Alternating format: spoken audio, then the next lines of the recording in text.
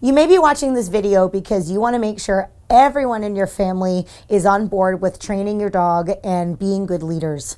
You also might be watching this video because somebody has sent you it because they feel you need to see it. In this video, I'm going to teach you how everyone in your family can learn to be a good leader, regardless of the one who's doing the majority of the training. And I think by the end of this video, I may say a few things that may surprise you. I'm McCann, and welcome back to McCann Dogs. We get asked this question on a regular basis about how family members can all be consistent for the dog. And at the end of the day, it's really not about you and the family members. What's most important is the dog. It's not uncommon when you have a dog with a family to have them respond or start to respect some people in the household more than others. Typically, they end up listening to the person who has the most follow through or spends the most time training and interacting with the dog. It's not uncommon for the dog to gravitate towards one or two people in the house that tend to have more leadership qualities. And what starts to happen is the dog starts to naturally listen to those people a bit more. But if there's other people in the house that aren't following through as much or treating the dog a bit more like a litter mate, you're going to find that the dog takes advantage of those people a little bit more easily and they don't listen quite as well. The most important thing that a dog needs in training or just management in life is consistency. They really need information that is black and white. So if they're allowed to do something sometimes and then other times they don't get in trouble for it, and then other times they do, it can become very confusing as to what the rules are. Another thing I hear from people is that they're really trying hard to be consistent and provide that black and white picture that I'm talking about, but their husband or their kids or their neighbors or whoever isn't doing the same things. And I think it's really important to make sure that you're training the dog, but it's equally as important to make sure that you're training the family members as well. Because at the end of the day, it's really not about the people in the house, it's about the information that the dog is getting. And if you really want to affect change in their behavior, everybody has to be on board as to what is allowed and what is not. So it's important that you sit down and have a family meeting and establish the rules that your dog is allowed to do and not allowed to do. And it could be really easy, common things like the dog's not allowed to jump up on the counter and steal things. Family members aren't allowed to feed the dog from the dinner table, or maybe they're not allowed to bark at the neighbors who are walking by the window, or they're not allowed to grab your house coat as you go down the hallway. You know, those are rules that hopefully everybody is on the same page about, because if the dog starts to do those behaviors and everybody knows what to do in order to address them, it's going to make a little bit more sense to the dog as to what they're allowed to do and what they're not. And remember, when your dog does something that you don't like, you need to address that, but then you need to redirect them to something that they should do, because we need to make sure that we're giving the dog as much information as possible and as clearly as we can. Now, maybe you're a family that has children, or maybe you are around children a lot. And what we find is, although kids typically really like dogs, they're usually a very easy target. They're cute, they're little, they move fast, they squeak, and a lot of dogs think that they're a lot of fun and very much like a litter mate. And we often see dogs behave very differently, more poorly sometimes, around children than they do adults. So we have a couple of recommendations on how you can actually teach the kids to have better leadership skills over the dogs in very safe and controlled ways. And part of that is having them be included in the dog's daily training plan. One of the things that we'll recommend when we have a dog that's in a family with adults and children is have whoever the dog is starting to respect the most begin the initial training on the dog. And what this does is it establishes a little bit more control. The dog typically will be a little calmer. It has a few skills underneath its belt. And then we'll have the kids start to do a little bit of the training. When I was a kid and I was learning how to horseback ride, they didn't take me, who was completely inexperienced at the time, and put it on a horse that was inexperienced as well. They taught me how to ride horses by putting me on a horse that had been ridden many times before.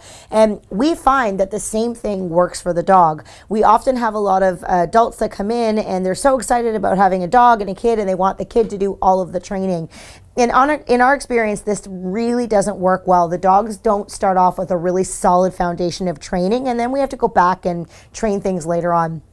So the best thing to do is to have someone a bit more experienced start off by building skills on the dog, and then have the kids jump in and start to work with the dog once some of the skills are already established. This allows the dog to be more successful, and it also teaches the dog to be a bit more respectful of the person because there's a stronger understanding of what's expected in that moment. On the topic of kids, if you feel like you're having leadership issues in the home, be very careful that you don't have some of the kids or even some adults doing a lot of roughhousing and playing and getting down on the ground and allowing the dogs to play by it and be really silly, and then expect them to not portray those same behaviors with any younger kids that might not be able to control the dog as well. It can be really difficult for a dog to understand that they can play fight and be really rowdy with, a teenage child or an adult, and then not go and do the same thing with a 2-year-old, nephew or niece. Remember, if you're working really hard to get your dog to stop jumping on people or to stop nipping and biting, to come when they're called,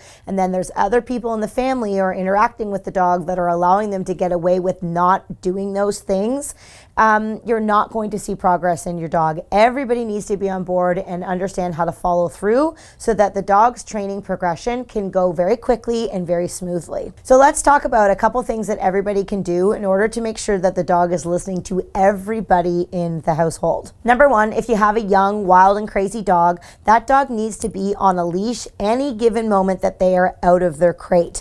This is going to allow you to follow through when the dog's not listening. If it's jumping up or if it's barking or digging in the backyard, you're able to use the leash to follow through. One of the most important things that you can do with a dog, that everybody can do, is follow through with the expectation. And it could be something as simple as asking the dog to sit. If you've asked the dog to sit and the dog looks at you and just walks away, when the leash is on, you can repeat sit and then follow through by making sure it actually happens.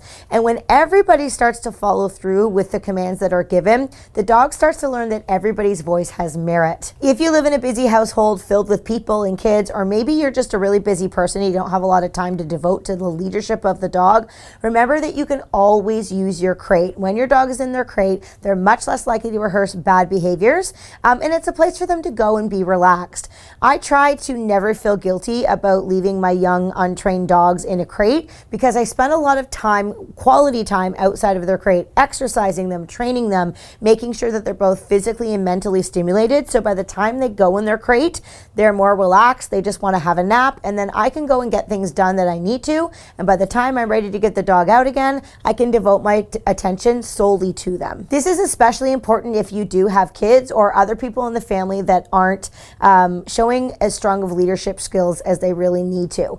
For example, if you're not home from work and your kids get home before you and they let the dog out and the dog's running around like crazy and acting obnoxious, and it's not really being made to do anything, and then you fly home and you start, getting the household in line, your dog's now had 5 minutes, half hour, 2 hours of being a total hooligan, and then all of a sudden, you walk in and the rules apply. That can be really difficult. Or what will happen is the dog learns different scenarios. They learn when, mama boss walks in or dad walks in that they have to listen, but as soon as you walk out the door, anything can happen. We don't want the dog learning that there's two sets of rules, one when you're there and one when you're not. So if you're not sure that the people in the household in that moment can be showing the dog good leadership skills and information, ask that your family members keep the dog crated until you're home and you're able to follow through. And make sure that you're teaching the family members what to do with the dogs when they're making poor choices, how they should handle when the dog is jumping up or barking or any behavior that you don't want. So everybody's equipped and ready to deal with the dog at any given time. We know that dogs typically love the person who feeds them. So if you have family members, again, adult or kid, it doesn't matter, that needs to work a little bit more on building a rapport with the dog, one of the best things to do is have them start to give the dog their breakfast or their dinner. We will even suggest to have some people hand feed the dog. So rather than putting the bowl on the floor, take the bowl of food, take it from your hand and actually hand deliver it to your dog. And you can make them do things for it. You could work a sit, you could work some attention, and then deliver the food in that manner. And what that does is it allows the dog to learn to work for that person and to respect that person a little bit more. This is a fabulous thing to do with your kids. Make sure that you're there watching them, of course, but you can have them hand deliver the food a little bit. You can have the dog sit and wait while you put the food down, and then have the child release the dog to the food when they're ready. These small little control exercises help to put that human in a more leadership role, but in a super fun, non-confrontational way. Now, I've directed a lot of this information towards kids, but there could be some adults in the household that the dog is starting to treat like a litter mate or just is not listening to as well. So everything I spoke about in regards to the children, that works for anybody who's having more issues with the dog's listening. Maybe part of your training plan is that the person who the dog is listening to the most, like the lead trainer, can do a little bit of the work, and then you can do a little bit of work after the foundation of the exercise is established.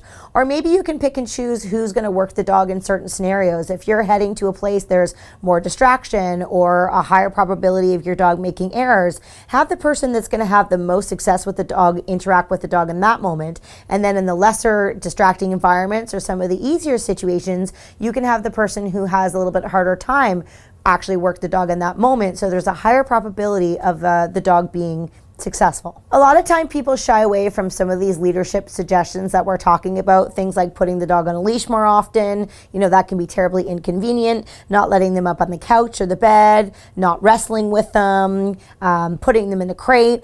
All of those things people shy away from because, you know, it takes away from their interaction with the dog.